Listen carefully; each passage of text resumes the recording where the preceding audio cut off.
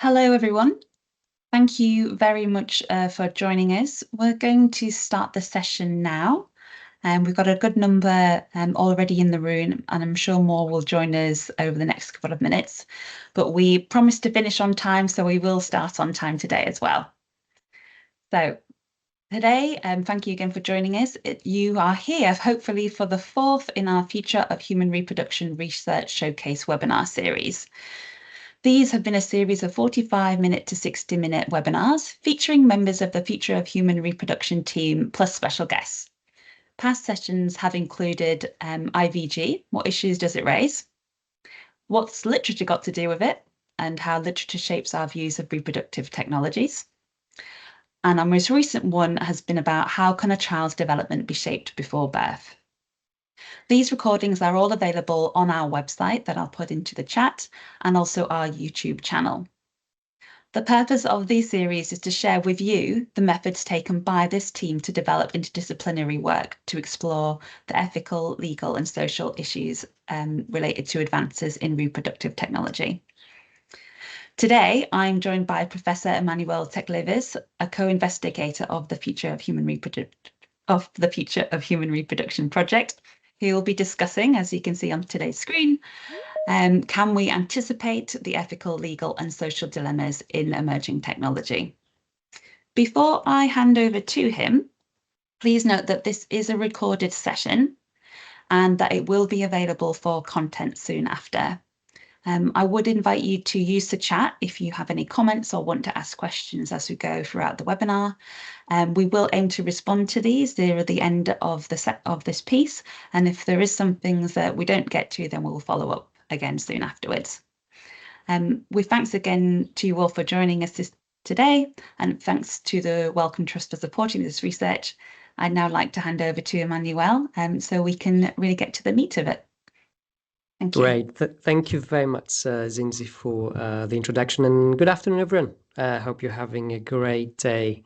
So the plan for today is to have a brief overview of speculative design, and we're going to do it through a bit of an example and exercise. Then we're going to look quickly at some case studies, and I hope that the most of today's session is more of a discussion and Q&A. So yes, do feel free to post your questions through the chat. We'll look at those afterwards. But I'm looking forward to the discussion that we're going to have. The matter of fact is that our world is not just rapidly changing, it's actually being dramatically reshaped, and it's starting to operate differently in so many realms at the same time. And this reshaping is happening faster than we had yet been able to reshape ourselves, our leaderships, our institutions, our societies, and our ethical choices, of course. So that is what's going on with scientific and technological project. As you can see, we've got two lines in this diagram, the time versus the rate of change, and we've got the human adaptability and the curve represented by the technology. And this is the rate at which humanity, by that individuals and society actually adapt to changes in our environment. And this could be in terms of technology, in terms of geophysical changes such as the earth warming and cooling, or social changes. Many of those major changes were driven by society, and we have adapted, or at least most of us. Some were, of course, more or less uncomfortable, but we adapted. So indeed, the good news is that we've gotten a little bit faster at adapting over the centuries, as you can see from this diagram here. 1,000 years ago, it probably would have taken 2 to 3 generations to adapt to something new. By the early 900s, the time it took to adapt got down to about 1 generation. And we, in fact, might be so adaptable now that it only takes 10 to 15 years to get used to something new, though that may not be good enough for today, because the accelerating speed of scientific and technological innovations and new ideas can really outpace the capacity of the average human being and our societal structures to adapt and absorb them. And with that thought in mind, I'd like to focus your attention on this dot here. And this is interesting because this is the point where we're actually, we're here. That dot illustrates an important fact. Even though humanity, human beings and societies have steadily adapted to change on average, the rate of technological change is currently accelerating so fast that is now at a point that is risen above the average rate at which most people can absorb such changes. Many of us cannot keep up anymore, and that is causing us cultural angst. It also preventing us from fully benefiting from all the new technology that is coming along every day. And as you know, scientific advances today, they're bringing what I would call shifts in which we use our legislations and governments. They're all scrambling to keep up. A very crude example, smartphone technology gave rise to Uber, but before the world managed to figure out how to regulate ride sharing, that has already become obsolete. Now companies are developing self-driving cars, and the use of drones is the next thing that may make that even obsolete. So starting with that context, I would like now to dive more to speculative design, and I'd like to show you some examples first, and I'll open the floor because I will want people's responses and reactions to that.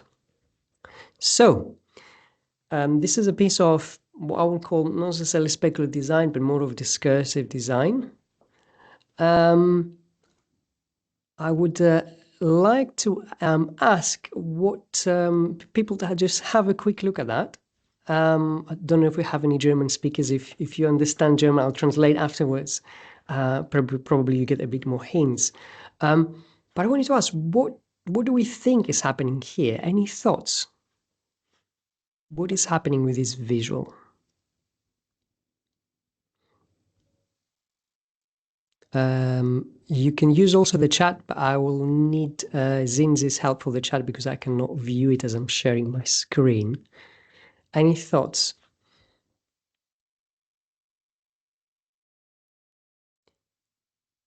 Going once? Nothing as yet. Okay. Here we go. Miranda's put in the tampon tax. Yes, exactly. Actually, if you just to translate the German text of the book's tagline, it's translated as a book against tax discrimination. So this is a commercial responsible discursive design from 2019, I believe, in Germany. It won a Grand Prix in PR at Cannes from a company that obviously sells organic tampons. But what is interesting is that tampons in Germany were taxed at 19 at that time at 19% as a luxury item, whereas books are taxed at 7%. So just simply this company repackaging tampons as part of a book, it instantly reduced the tax and therefore the cost for that product by 12%. But more importantly, created a discussion that even made it to the debating chambers of the German government. And in fact, it led to the changing in the tax, because of course it raises issues about discrimination and what would mean that for women in 2019 in Germany to be simply taxed for being women with a premium tax rate. So it generated a discussion, and that had an impact, but that was not necessarily the aim behind that project. Right, so I'm going to show you a different image, and again, feel free to share your responses. I'm not sure how clearly is the visual, so I'll just describe it. We see what looks like a mammoth fillet, and there is a sticker on the cellophane that covers the product, it says saber-tooth fillet, 97.8 euros. It has a QR code, some more information, and the brand of a well-known company, and you see that actually presented in someone's kitchen counter.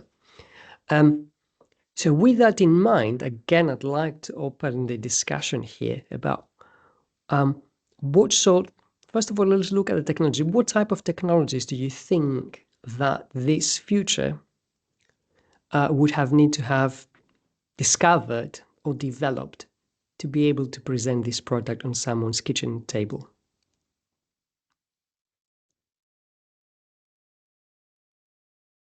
Any thoughts? What technologies would we need to have to make that possible?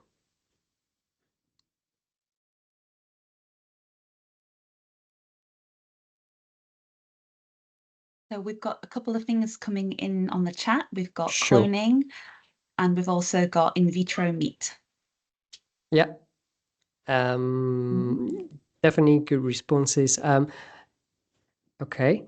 And this visual, this image that we have here of this product, what does it tell us about the future where these technologies are available and this product is available? What can we tell about this future by looking about this product? Think about in terms also of the society and the environment, and not just in terms of the technology. We've got in the chat again, Emmanuel, that people still might want to eat meat. Yeah. That reproducing meat is for consumption ? Yep. This is normalized. Is it part of a food shop at a supermarket? And we've also got food shortage, global famine ? Yeah, great. These are all brilliant. Cost. Sorry? Cost. Yes. These are all brilliant. And in fact, I do this exercise with a lot of my students, and they get very similar things to what you've already mentioned. So we're looking about a future that there must be a reason why this is available, apart from the fact that we have technology. It doesn't look necessarily like a premium product the way it is presented, at least looking at this packaging. As you said, yes, it's normalized. It raises question about why have we resorted to this type of prehistoric meat. Does it mean that current cattle has been extinct, or maybe is it 3D printed technologies, or what is the type of site that has that? A very interesting remark was made by a student of mine recently when I presented that, and said, it's interesting, we've got technology that is able to clone and develop this meat from DNA extraction and other cool tech, but we still serve it in a crappy plastic. Again, that tells us probably either we don't care about the environment in that future, or the environmental issues that we're facing have been resorted, we don't know. But that's the great thing about speculative design. It allows us to explore this type of futures just based by single prototype and ask all these questions. In fact, I'm just going to share something about this specific project. It was created by Bosch. It wasn't planned as an academic research project. It's more of a part of a marketing campaign. They tested it. They had leaflets, and in the slides that we're going to share, you'll be able to visit this link. I'll show you the video.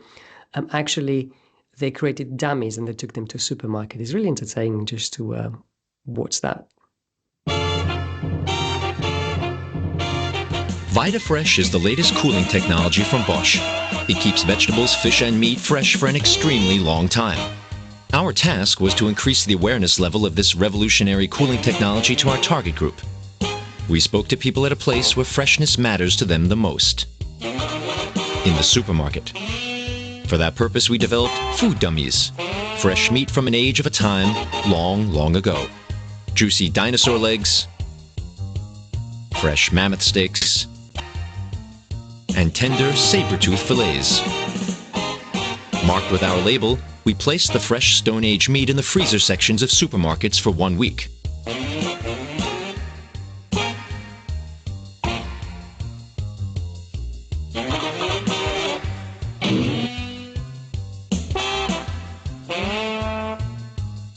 That's how we surprised a lot of customers with our message.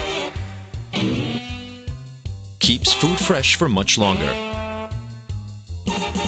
Thanks to a QR code, curious people were directed to the web special for more information. Leaflets were used to attract the attention of customers, as well as supermarket announcements. Zum Beispiel extra frische Mammutsteaks in der 8 Kilo Familienpackung.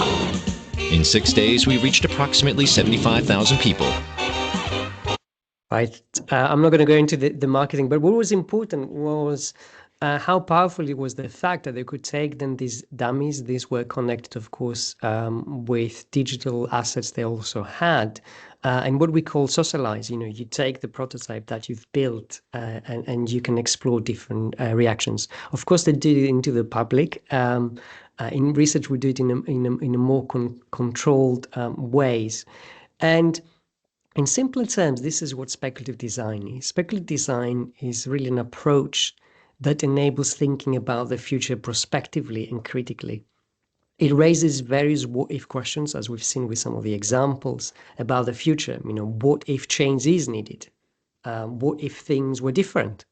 What if we change in these particular ways? And then it imagines what happens. It creates scenarios around these what-if questions with tangible and often realistic objects, we call them prototypes, that designers can fabricate an experience of that possible future. And that's the important thing, that you can actually experience, you know, so you can sample part of that future. It's like you bring a snapshot of the future, of a potential future, into the present to critique.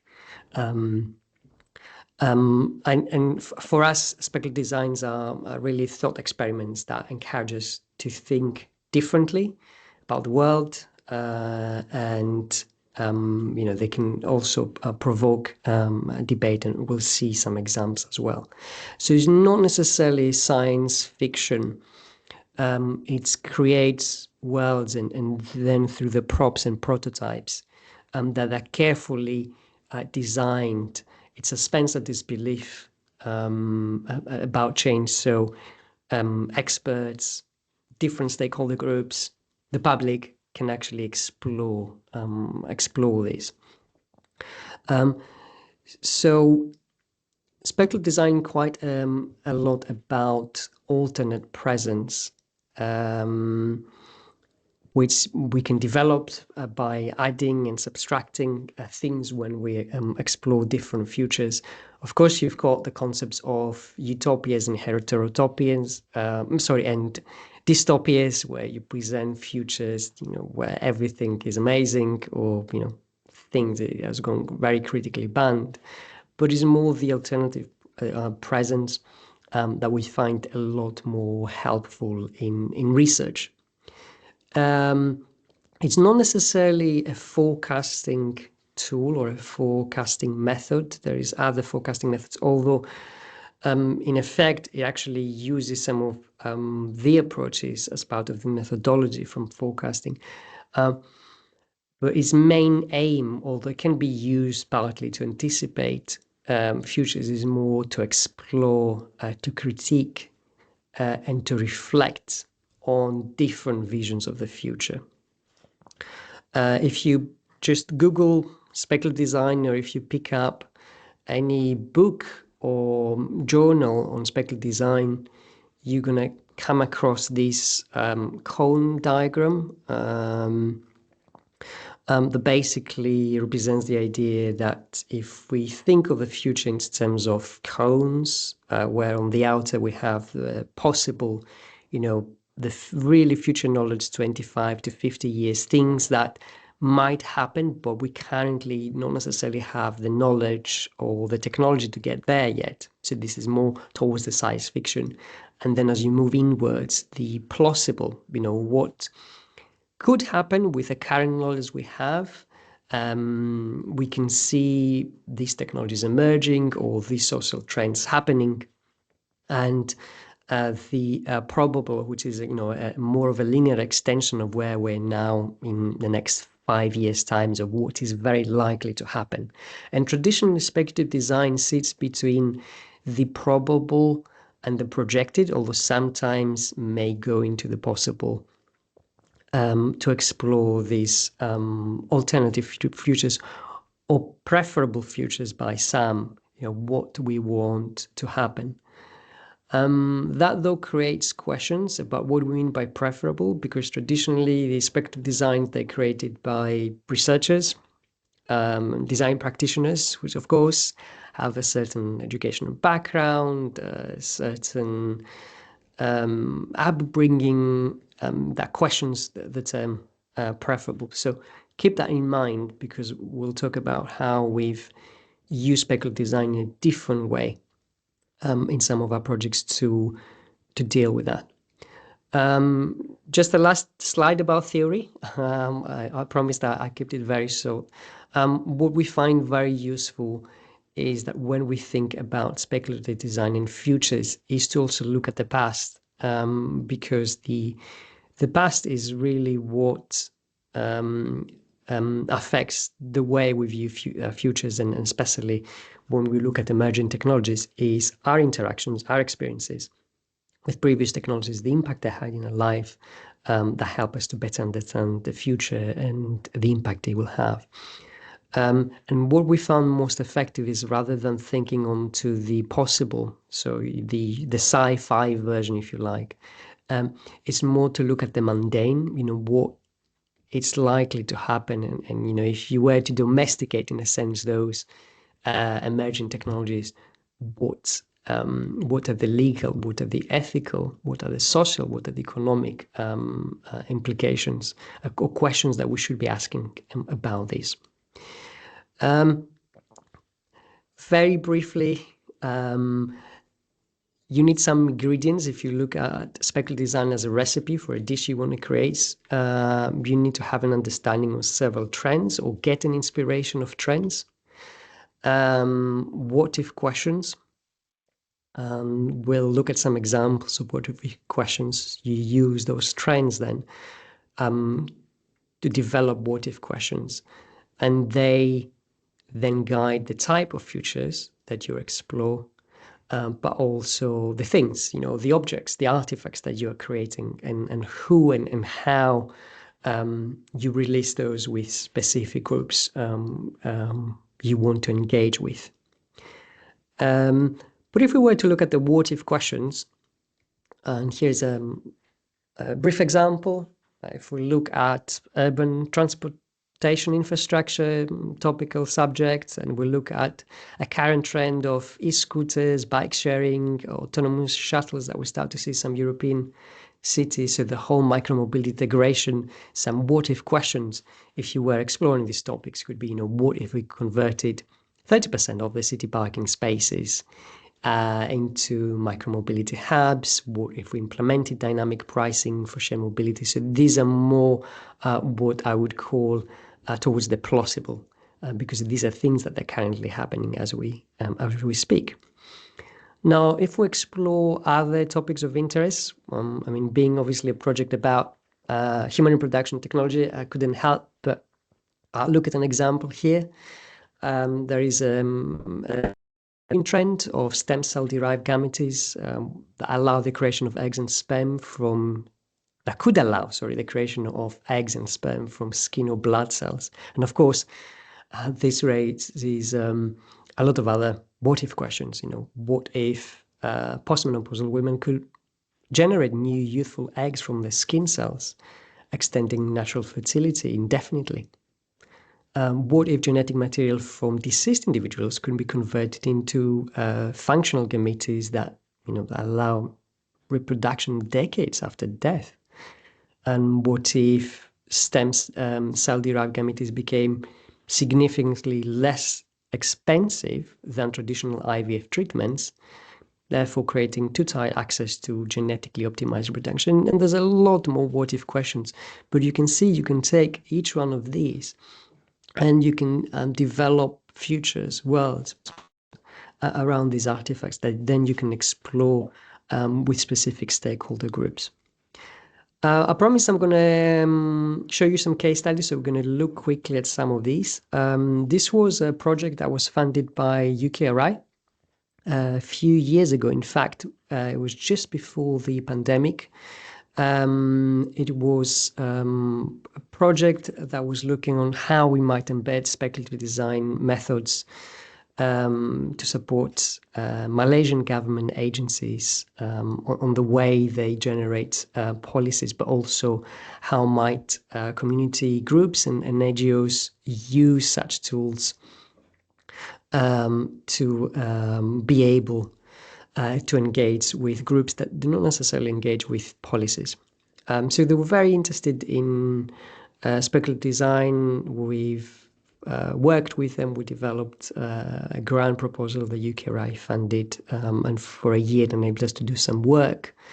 This enabled us to train champions from different groups, from NGOs and community groups, but also from a number of ministries of the Malaysian government at the time, civil servants. As you can see from the photos there, we had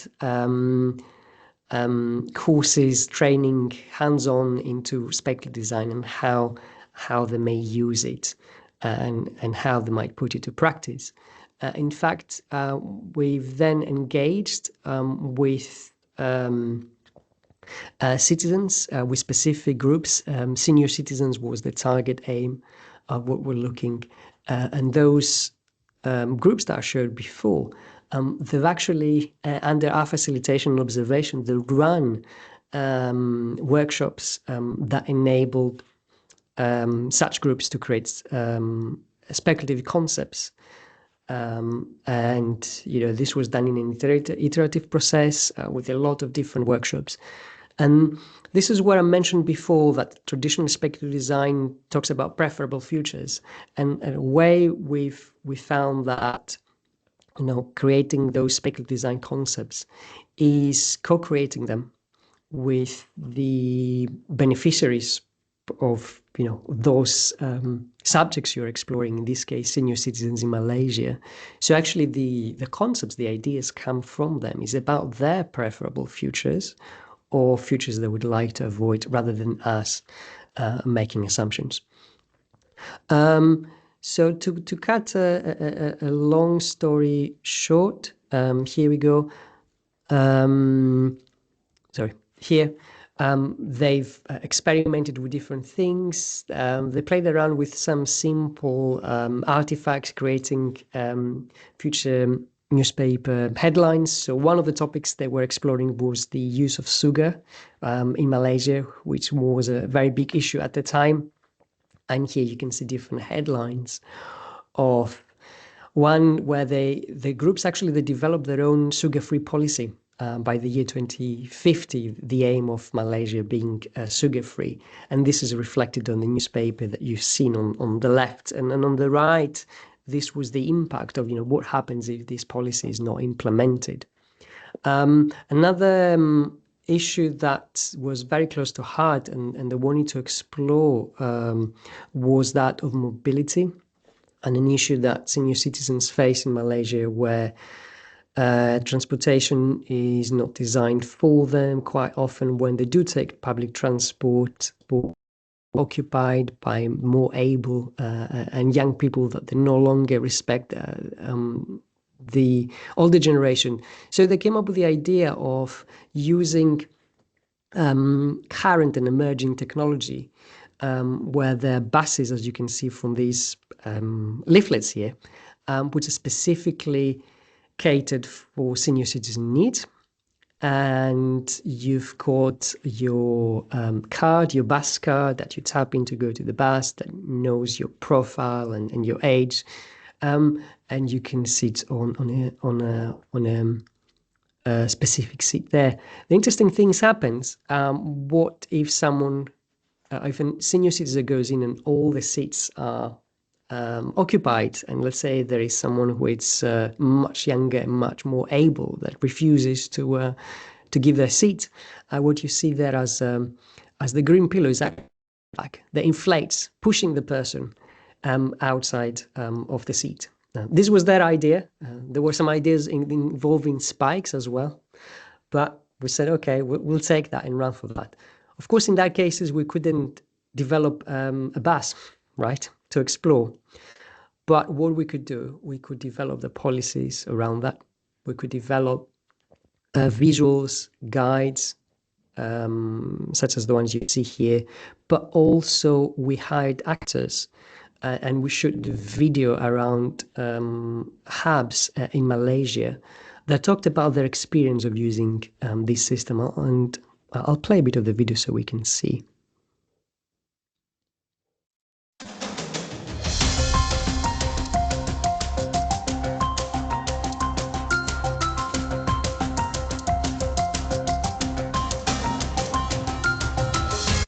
Nak tak nak, kena ada. Really good. It's easy to travel. It can help improve our life. More convenient, safer, and comfort. It's very good for senior citizens, especially, and disabled people as well. Like make the whole process faster and also cashless. That means we don't have to stop and ask people to give coins or to get a change. So a lot of senior citizens, they don't really know how to use it. Like for our grandparents, maybe make it more user friendly, as in bigger pictures, bigger images, provide a louder alerts. Duit aku lagi, kena denda lagi. Kita tertidur di dalam bas itu, and then dalam ketidaksedaran kita tiba-tiba ada.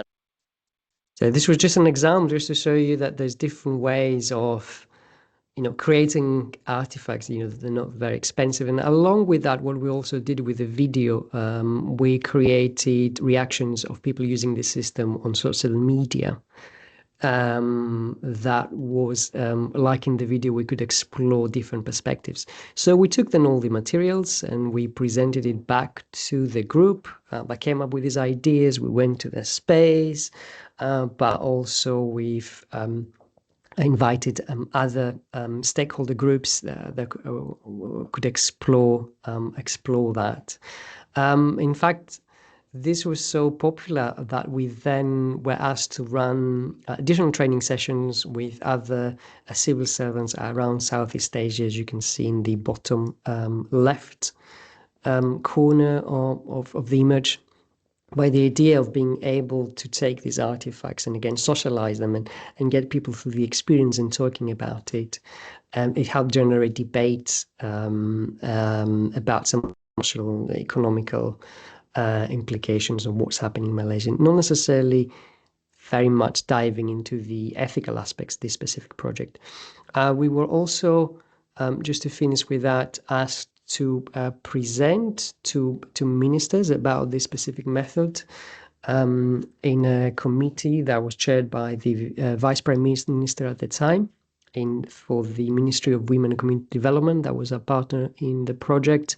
And those of you who are interested to find out more, again, when I share the slides, you'll be able to download PDF versions of these, what we call little books, that are handy guides with more case studies and visuals talking about the project, but also the use of speculative design.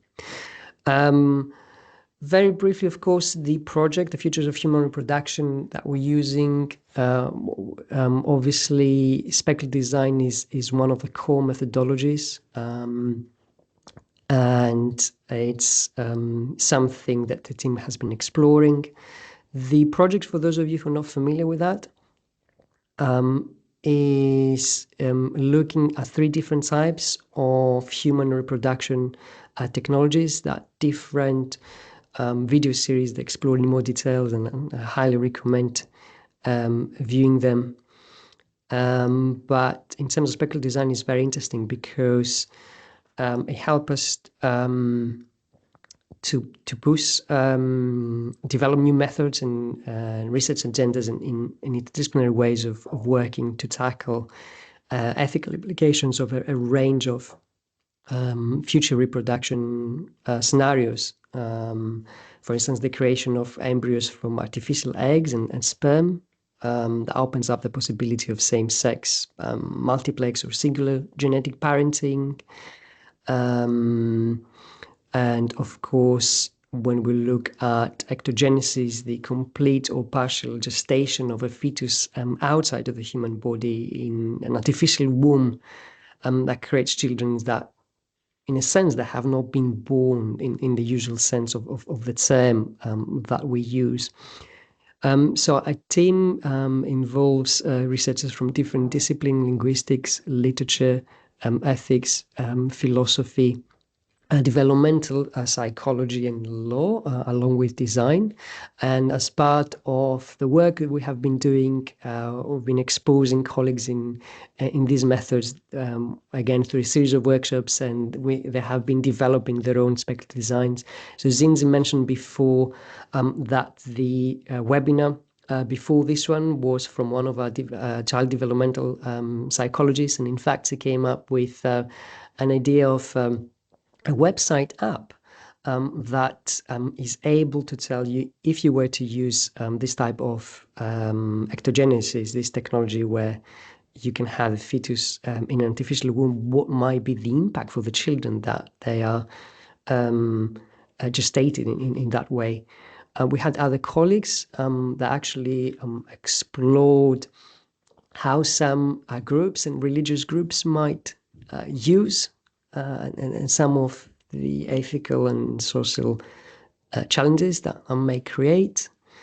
There were colleagues that were exploring more in future newspaper format, scenarios where specific groups were conned in using such technologies. I forgot to mention that also we have linguistics in the group, and this is the speculative design artifact from our linguists. The idea, this is more hands-on, that you can actually wear that, that technology can be also made portable, and you can have a different interaction with the fetus in the artificial womb. I didn't want to present details about this project. We're still developing a lot more speculative artifacts, and you will be writing about and putting on our website. But before opening the floor to questions, I just want to share some of the key lessons thus far from what presented here. First of all, we see that and believe that this approach of using speculative design can seed understanding, uncover assumptions, foster, in some cases, empathy, and identify new directions for policy and research. When applied especially to divisive questions raised by technologies in the latter case, such as human ectogenesis and genetic editing. Also, they provide a unique framework for mapping issues, and especially if we look at research by catalyzing and capturing interdisciplinary perspectives from different fields spanning the science, but also the social science, humanities. Speculative design methods, they provide a unique framework for mapping those issues and clarifying concerns that are key for the process of anticipatory governance. So our premise is that speculative design fictions provide what we call an inclusive third space, in which researchers from across the sciences, humanities, can jointly analyze and explore sensitive and complex issues without immediately confronting deep disciplinary divisions or policy advocacy position. As mentioned at the start, we're very thankful to Wellcome Trust that has made this work possible. I'm going to open the floor for questions. I hope we have some questions, but if we're not, I have a lot of questions to ask. So Zinzi is going to let us know if we've got any questions. I've just asked people to write their questions in the chat if they have them. So a couple might come in a minute. But you should also have the ability to unmute your mic now. So if you wanted to ask Emmanuel directly, then please feel free to do so. We'll just give you a minute.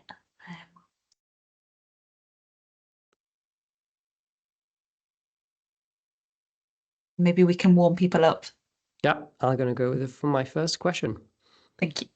And I know that from the delegate list, there were some people that work on ethics, not necessarily everyone. So I just wanted to ask, how do you see the gap between tech development and ethical or legal frameworks, affecting your field or your work of research?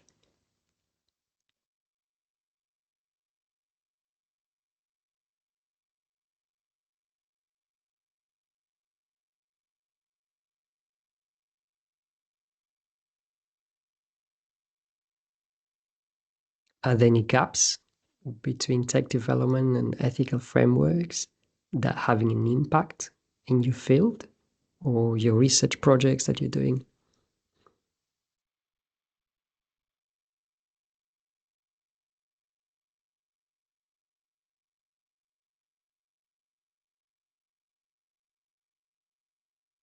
I haven't got a response, but I do have a question. May I ask it? Yeah, Thank you. So we've got a question here in the chat from Victoria Atkins. And the question is, how do you or your teams balance your own biases or subjectivities when designing speculative outputs to garner people's thoughts? So I guess, how do you put those to one side? Yes. So the approach we would use is as presented through the project in Malaysia, the Proto Policy Asia, through engaging with a number of groups, citizen groups or professional groups. So actually, some of the speculative designs and the futures that they're developing is not ours; they're theirs. What we then do is actually polish, is take those concepts and, if you like, build them or visualize them, bring them to life, so that people can experience aspects of those.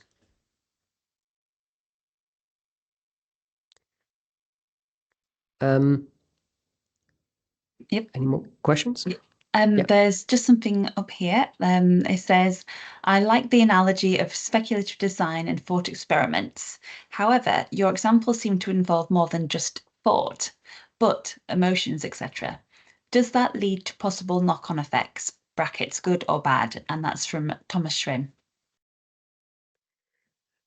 Yes, it's thought experiments where you use these speculative design artifacts as prompts for those thought experiments that enable you to engage.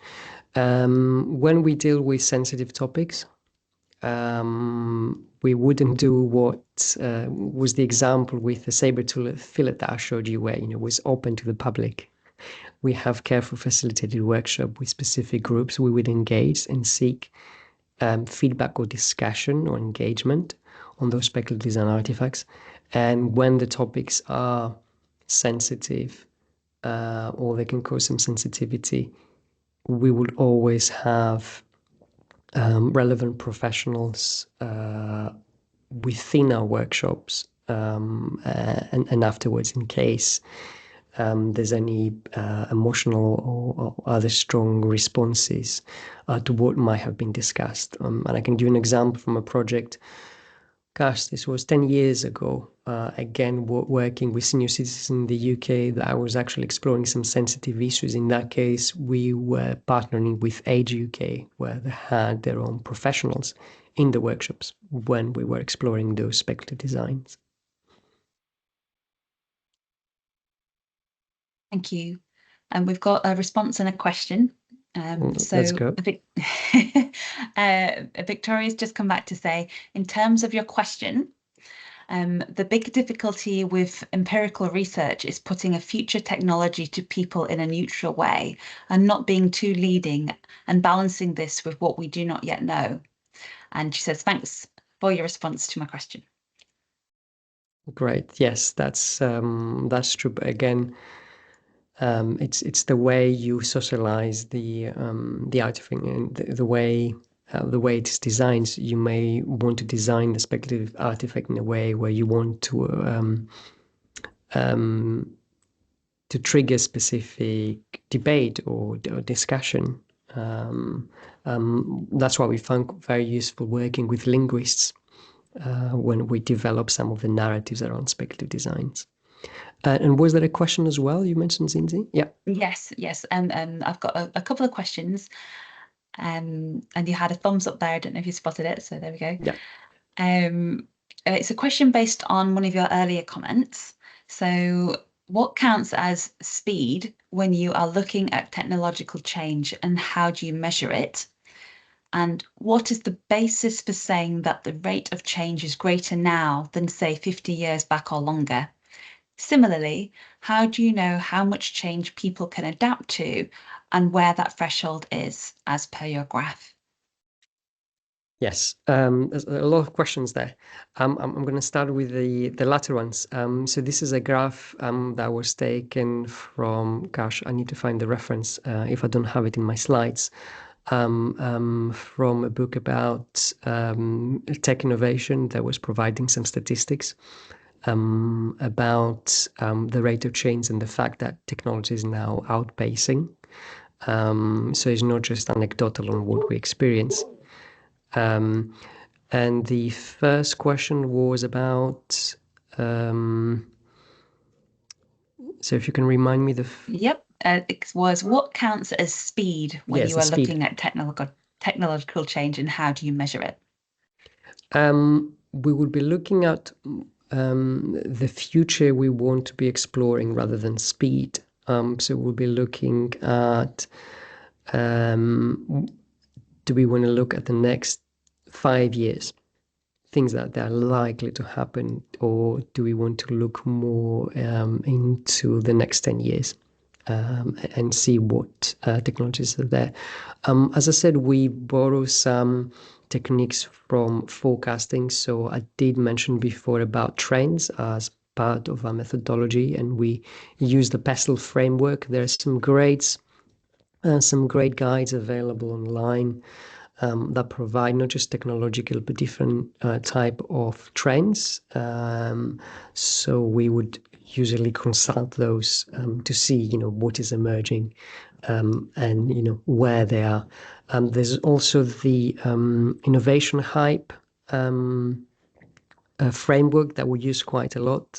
For those who are not familiar, also known as the Amara model, is the fact that when a technology is initially researched and then it's picked up by the media, you have this hype, this big curve where there's a lot of attention happening. There is a lot of promise about, how it might change lives, what are its uses, and then that hype turns down, and once it's commercialized, you can see that is more of a straight line afterwards. And Gartner has very useful model. Every, I think, couple of years, they look at specific and emerging technologies and they track them where they are within the Amara model. Excellent, thank you. We have a couple more questions for you. Sure. I'll ask them in turn, if that's okay. Yeah. So one from Wendy Suffield. How do you ensure you select a wide-ranging representation of viewpoints for researching a subject such as ectogenesis? Yes. Very good question, because of course it opens, it is a topic that is not only sensitive, but it speaks to a lot of different facets of society. As part of the project, initially we had done a stakeholder mapping to look at what were the different groups that might be beneficiaries who might be affected by human reproduction technologies such as these.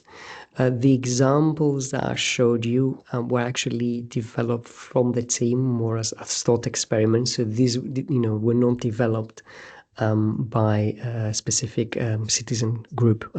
So yeah, just to emphasize that if I didn't do that already. Thank you very much.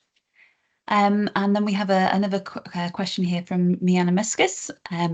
Why do you think reproduction is a particularly good case for speculative design approach? Is reproduction a special case for speculative design versus aging, for instance? There are several examples that engage with reproduction, e.g. in speculative everything. And before you respond, I'm just going to check, Miana, did you mean the book? Because I'll just put the link in so people know what you're referring to. By Bruce Sterling? Yeah, thank you. I'll just put a link to the book in so everybody can see that. Yeah. Okay. Good question. Yeah, I mean, Bruce Sterling is one of the forefathers, you can say, of speculative design. It just happened that the Wellcome Trust project was about human reproduction, and I've shared already another case study that was looking in a very different topic. We have done also projects that look at food. So yeah, I wouldn't say that exclusively it is a good example only for human reproduction. We use it across different topics. Just to note that some topics, obviously, the topics are more sensitive, more complex, and they can lead to more, well, some design practitioners may create more provocative speculative designs. We try to avoid that, which is why we focus more on what we call the mundane and the everyday within the next 5 years, as it were, to see, while we explore also the medium-term future, we're more interested in the near future.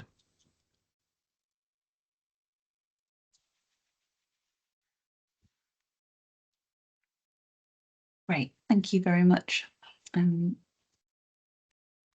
We've got a couple more minutes before we close, so I've invited people to make any final questions in here and any final thoughts and comments. Is there anything you'd like to share before we wrap up the session, Emmanuel? Just again to mention that we'll be sharing the video recording and the slides, and for those of you who haven't seen or aware of the previous webinar series, obviously, it's great to look at them because they link specifically with the second case study that I presented. Excellent. Thank you very much. And you've done my job for me there, Emmanuel, so thank you. Just to say, it will be content that's shared with anyone that's registered and with our contact list soon after. And thank you to the Wellcome Trust. As Emmanuel mentioned, we have got the recorded webinars available on our website, but we do have the last of our series coming up next month, which relates really strongly with what Emmanuel's just discussed today. I've put the registration link in the chat here, and the focus of this webinar is going to be how did thinking about the future help us see today's legal and bioethics issues differently.